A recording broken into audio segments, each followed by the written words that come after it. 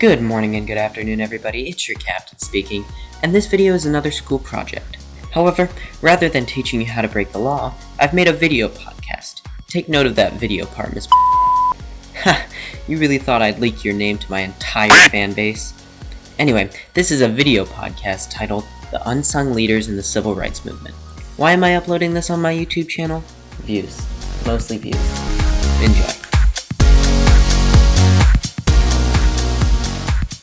Ladies and gentlemen, guys and gals, it's your host Connor. I'm here with nobody because I'm sad and lonely. And today I'll be talking about the unsung leaders in the civil rights movement.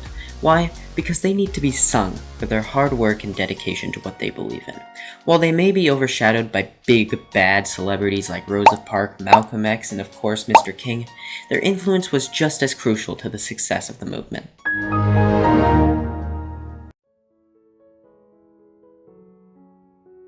While many leaders will obtain victory by means of their leadership or authority, some like mamie-till-mobley triumph through unfortunate tragedy. On August 28th of 1955, Mobley's 14-year-old son, Emmett Till, was brutally murdered by two white men whilst he was visiting his uncle in Mississippi. 3 days later, the body was found in the Tallahatchie River.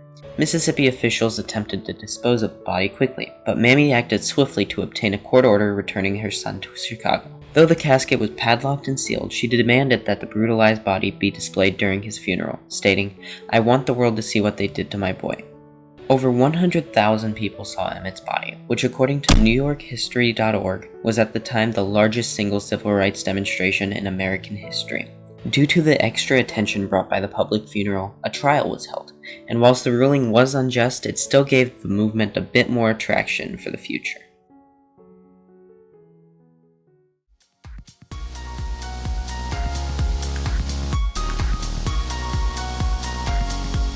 Speaking of trials and court cases, if you've taken middle school history classes, I can only assume you've heard of Brown versus the Board of Education, where the U.S. Supreme Court declared racial segregation in public schools unconstitutional.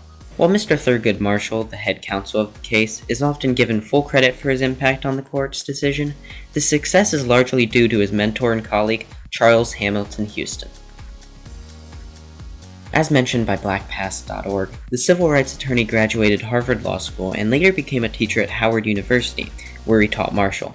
In 1935, Houston was hired as special counsel for the NAACP for his extensive resume and numerous legal accomplishments, bringing Marshall along for the ride. The pair traveled through the South, taking note of the inequalities in black school facilities, and in response developed a fancy legal strategy, which challenged school segregation.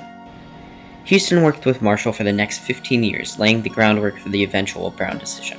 Unfortunately, he did pass away 4 years prior to the Supreme Court's decision he had spent a lifetime pursuing.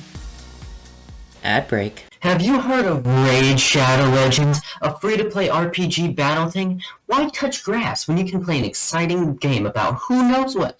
Because despite having 15 million downloads and sponsoring absolutely everybody on the internet, nobody knows what this is about.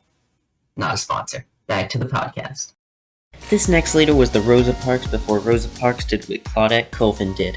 And no, I won't explain what that sentence means. Lol. Jo-Ann-Robinson was verbally attacked in 1949 by a public bus driver for sitting in the whites-only section of the bus. When she became the Women's Political Council president the following year, she made desegregating the city's buses one of the organization's top priorities. What a bad donkey. The organization consistently voiced their opinion on unfair seating practices, but as stated in nmaahc.si.edu, aka a Smithsonian website, the group's concerns were dismissed by Alabama Montgomery city leaders without a second thought. This led Robinson to begin work on a one-day bus boycott, which was met with overwhelming success. As a result, Montgomery black citizens established the Montgomery Improvement Association, or MIA. Robinson worked behind the scenes as a member of MIA's executive board. She wrote and edited the MIA weekly newsletter and volunteered in the carpool system that helped African Americans get to and from work. The boycott continued until December 20th, 1956, when the U.S. Supreme Court declared segregated seating on buses unconstitutional. Finally, Ella Baker, quite possibly the most influential leader of the entire movement. Bold, I know. working alongside people like Rosa Parks and MLK and playing a key role for some of the largest organizations at the time, such as the NAACP, SNCC, and the SCLC, Ella Baker certainly had an impact. From a young age, Baker developed a sense for social justice, due in part to her grandmother's stories about life under slavery. As a student at Shaw University, she challenged school policies she thought were unjust. After graduating in 1927 as class valedictorian, she moved to New York City and began joining social activist organizations. Now, because she's done so much, it's time for a timeline segment. The timeline segment where I do timeline stuff is about to begin. 1930, Baker joins the Young Negroes Cooperative League, whose purpose was to develop black economic power through collective planning.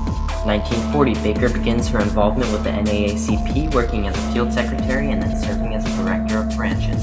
1955, Baker co-funds In Friendship, an organization created to raise money to fight against Jim Crow laws in the Deep South. 1957, Baker moves to Atlanta to help organize Martin Luther King's new organization, the Southern Christian Leadership Conference, SCLC.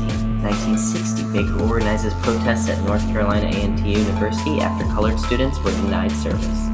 1961, Baker helps merge SNCC members with activists from the Congress of Racial Equality, or CORE, to organize the 1961 Freedom Rides. Finally, in 1964, Baker helped create Freedom Summer in an effort to focus national attention on Mississippi's racism and to register colored voters. Thank you. As you can tell, I definitely have a career in the music industry. Anyway, back to Baker.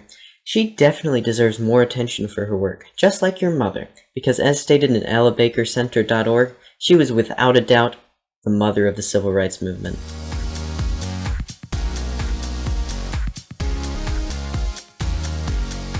All these figures, their stories, their lives, their accomplishments, deserve to be recognized. They inspire change just as MLK did through his words, and just as much as Rosa Parks did through her actions. You, me, the creepy old neighbor next door, we could all benefit from the acknowledgement of the many hundreds of people behind the scenes. So spread the word and inspire some change, my friends. Anyway, that's going to conclude episode 2 of Cat and Firetail's School Projects. Hopefully you enjoyed the video and learned something new. Check out my last episode, How to Survive the IRS, and subscribe. Have a good day. Take care.